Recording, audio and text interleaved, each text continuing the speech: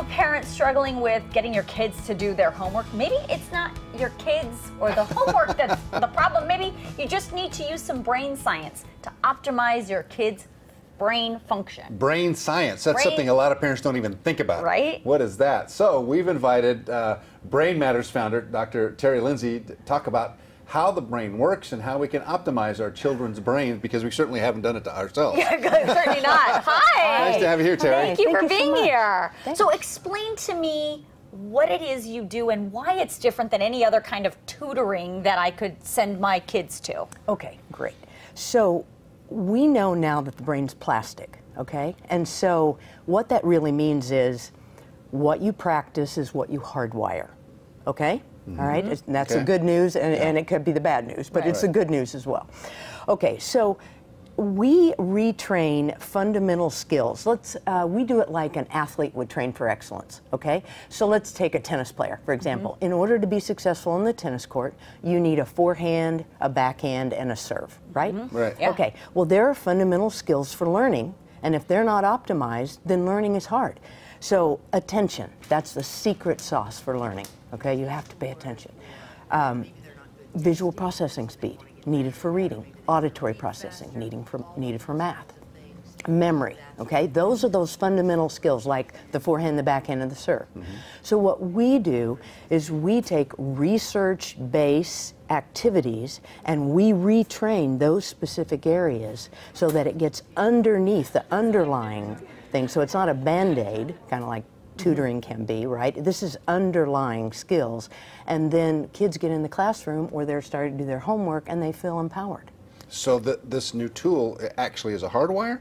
Is that what you're talking about? We hardwire so by practice. that's going to be there for the rest of their lives. It is. Yeah. It is, and especially because they're in school. Now, you and I, we'd have to maintain it, but they're in school using those skills, just like an athlete in season. Right. Always Right? practicing. Okay, so I'm sure there's parents that are watching right now that are thinking, okay, this sounds great, but my child plays video games all the time, has the attention span of a gnat, like cannot focus. So how do you retrain attention, especially given the way our society works where attention is like this? I know, I know. Tough. Well, we have something in our program called Focus Figures, okay? And they're just difficult enough to challenge the student, but not enough to push them over the edge. So they like them, and so we start out doing it about 5 minutes, and then before the entire program's over, they're focusing on a pencil to paper activity for about 17 to 18 minutes. Wow. And I ask them all the time, I said, when's the last time, other than your phone, that you focused for that long? And they are excited about the fact that they did. So taking your tennis analogy a step further, Yes. the thing that makes tennis players great is repetition. Yes. Repetition, repetition. They have to do it over and over and over again until it becomes part of their being and their abilities to do that. Is that what I'm understanding? Absolutely. Repetition is the mother of skill, okay? And then as soon as they master it, then you go ahead and add another level of difficulty. So then they master that and we add another level, okay? So one thing that we do that's pretty cool is we make the practice harder than the game, so to speak. Coaches have known this for years, right? But we don't do it for kids when they have to test take or perform, right? Like maybe make a presentation. So we desensitize them to being timed, okay? And we actually put a little bit of pressure on them and then expand on that so that when they get in a pressure situation, they've already been desensitized to it. We have about a minute left, and I know you have these cards, so tell me what these are. Okay, so these are brain cards. There's a ton of research out there.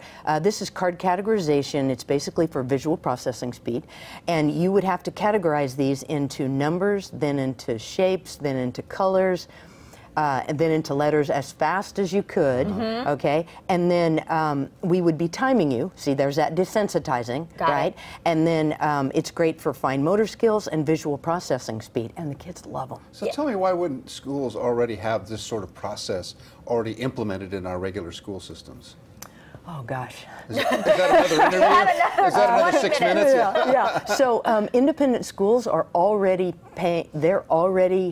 taking a look at the new brain research. They're starting to do that, and it's just starting to trickle down into the public schools. So it's coming. All it's right. coming. And tell everybody where they can find you. Oh, brainmatters.com, brainmatters with a Z, With a Z. .com. And if they have questions, you know, do a submission, and we're happy to answer anything. Well, thank you so much for coming in. Dr. We Terry Lindsay, appreciate thank you that. so much. Thank you. Brain Matters with a Z. See, we've already misspelled it, with so I'm a Z. desensitized. I'm already desensitized to matters. We'll be right back.